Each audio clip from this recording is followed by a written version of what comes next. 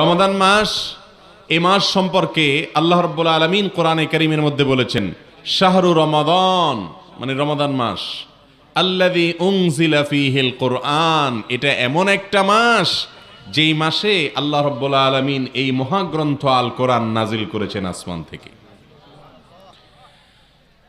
রমাদান মাস ছাড়া বছরে আরো যে 11টি মাস আছে, অন্য কোনো মাসের নাম আল্লাহ রাব্বুল আলামিন এই কোরআনে উল্লেখ করেন নাই। শুধু একটি মাসের নাম আল্লাহ কোরআনে নিয়েছেন, সে মাসটার নাম কি?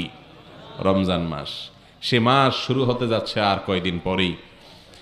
আমরা দোয়া করি আল্লাহ তাআলা সে পর্যন্ত আমাদেরকে নেক হায়াত দিন, আমরা যেন রমজান মাসের সমস্ত ফজিলত এবং মর্যাদাগুলো আহরণ করতে পারি। মোহতারাম হাজরিন, রমাদান মাস যে মাসে আল্লাহ তাআলা কোরআন নাজিল করেছেন, কোরআন হলো আল্লাহর পক্ষ